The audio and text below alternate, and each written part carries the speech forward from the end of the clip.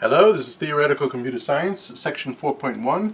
We're doing the homework problems, and as always, you do the homework problems first, then you come here to check your answers. Don't do your homework where you forget it. You're not gonna, I promise you there will be questions on the quiz and then the final from section 4.1, and if you don't learn how to do it on your own, you're finished. My name is Noson. Yanofsky. We're going to do exercise 4.1, 4.2, 4.3, 4.4. Let's start.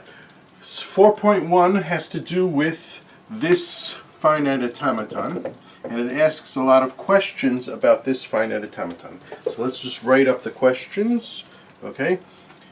You know what, you wrote it. So, well, M, so this is A, M 0100. Is this a member of ADFA? So this is like a review. Okay, what's ADFA? These are machines and words that are where the word is accepted by it. Okay, so we ask the following question. Here's the machine, this is M. Okay, here's the word 0100. Okay, let's see if it's accepted. 0, 1, 0, 0. Yes, it is. So the answer is yes. Okay, because it ends up in a doubly circle thing. By the way, these problems are too easy to ask on a test. Okay, so but we have to do it. Okay, next is M, 011 member of ADFA. Let's do that. So 0, 1, 1. That ends up here, and the answer is no, it's not a member there. Okay, so it's not a member. So I could cross that out, but let's leave it like that. Okay, number C is M member of ADFA. That question doesn't even make sense. Okay, it doesn't make sense because this, anyways, the answer is no. Okay, because what's accepted here? A machine and a word, an encoding of a machine and a word. This is only a machine. Let me just make sure that you can see this. Yeah, okay, good. Okay, so the answer is no. Okay, D. Let's do D. Is M, 0100 a member of a Rex? Okay, and the answer is no. What's a Rex? There we give a regular expression and a word, and we ask if the regular expression and the word match up. Here we're not even doing that. We're just giving a machine, the encoding of a machine and a word. So the answer is no. It's just, you're not even giving the right input. E. Okay. Is M a member of EDFA? Let's remember what this is. These are the language. This is a language whose words are encodings of machines that have an empty language. Does this have an empty language? No, because the empty word is in there, the word with the 0 in there, the word with the 0 is in there, the word 1 1 0 is in there, the word 1 0 0 is in there. There's a lot of words, so the answer is no. Okay, this language is not empty. Okay, and F is M, M member of EQDFA. Let's remember what EQDFA is. Those are machines where they're equal. Well, is M equal to M? Does M produce the same language as M? And the answer is, of course, yes. Okay? It's like asking, is one program the same as the other program? And the answer is absolutely yes. Okay? So this was pretty easy, and again, maybe I will ask certain types of questions like this on the quiz, but it's pretty simple. Too simple, I would say. Okay, let's do 4.2.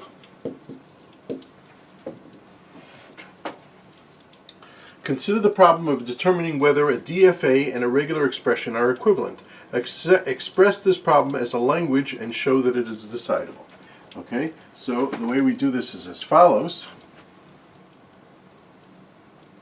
We're going to make a language.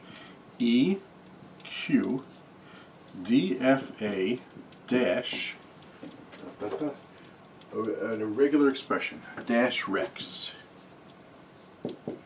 Okay, this is equal to encodings of m comma r. Okay, I don't know how you're going to encode a machine. I don't know how you're going to encode a regular expression, but they're going to be both of these, where m is a DFA. Okay, r is a regular expression. Okay, and the language of m, that means those words accepted by the machine, is equal to the language of r. Those words generated by the regular expression are. Okay? Okay, so this language consists of machines and regular expressions that describe the same subset of words. It's exactly that. Okay, and now theorem EQ DFA dash REX, okay, is Turing decidable. And that is true. Okay, let's do a proof. Okay, I'm going to give you a Turing machine that's going to decide these things. Okay, on input m comma r. 1.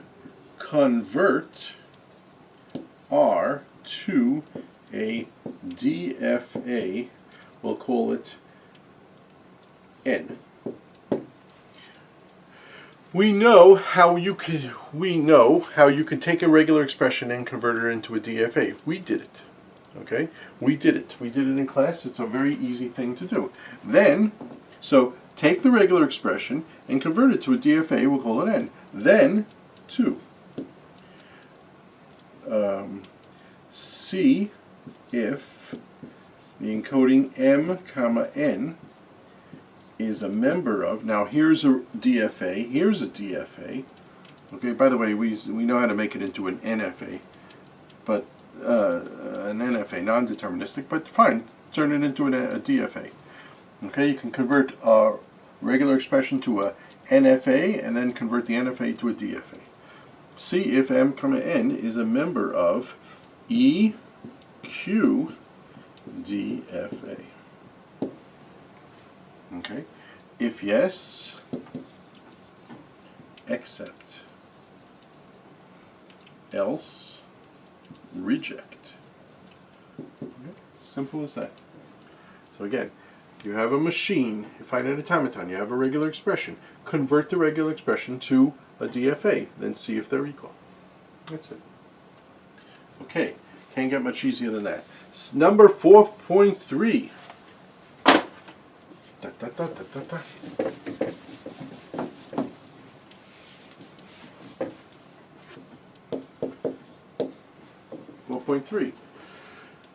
The book gives you a language. It's called ALL.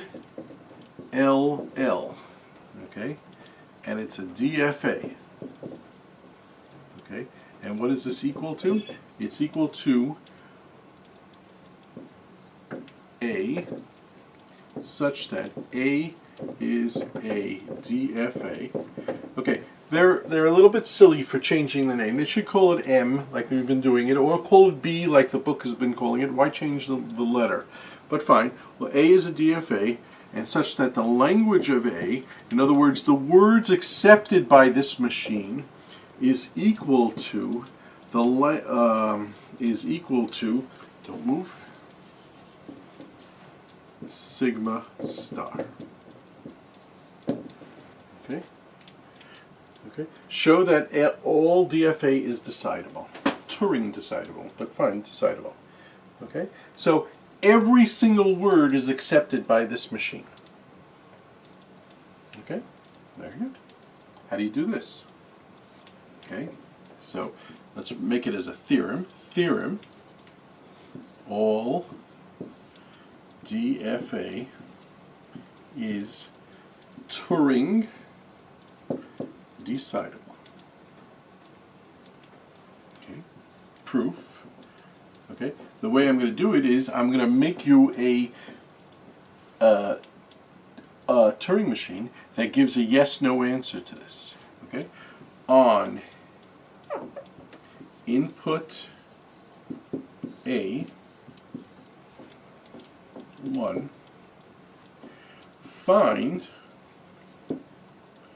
A bar, where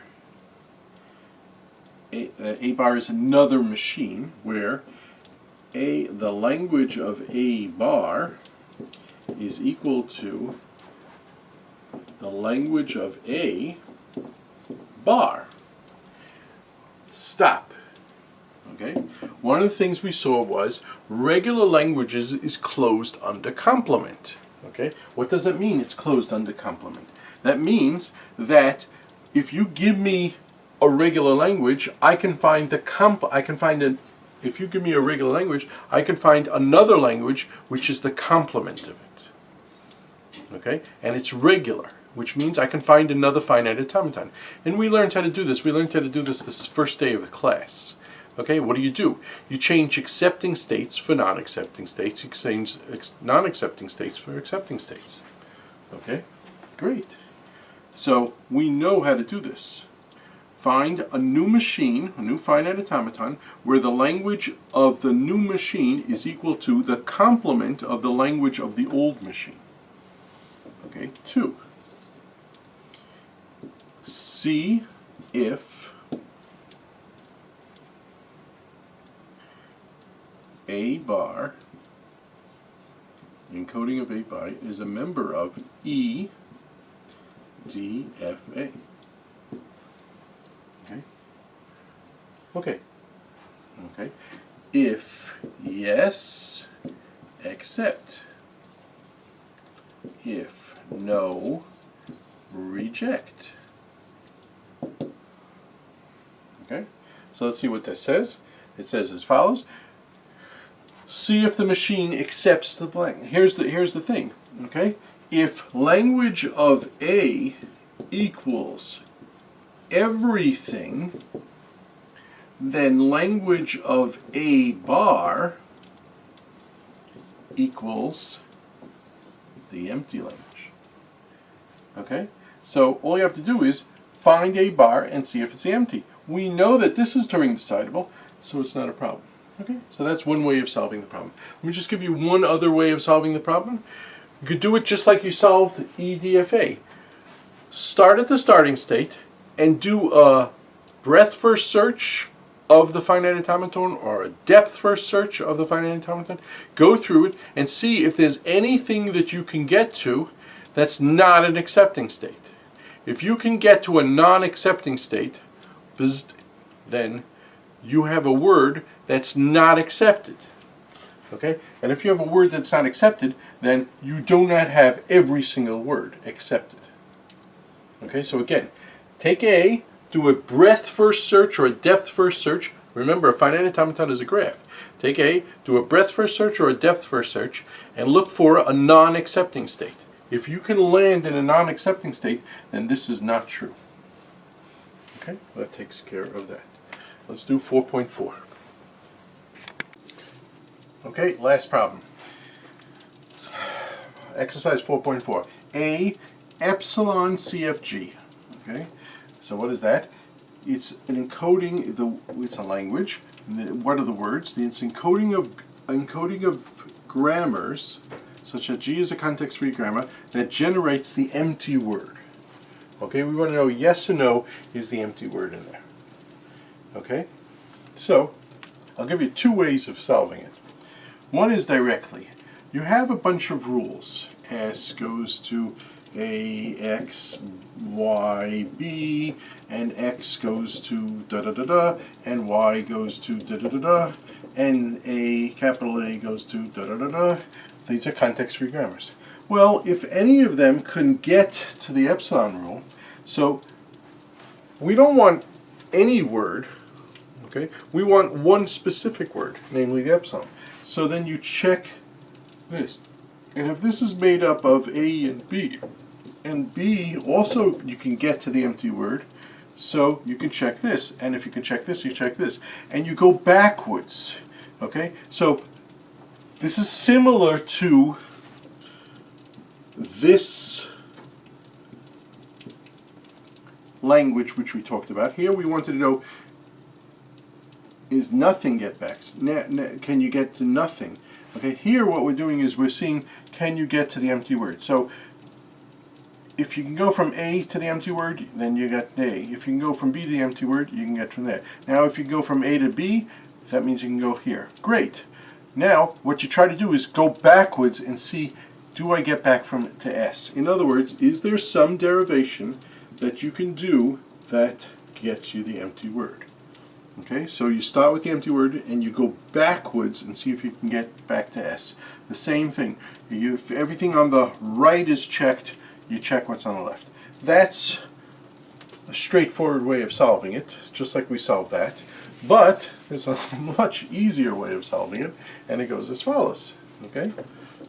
Okay.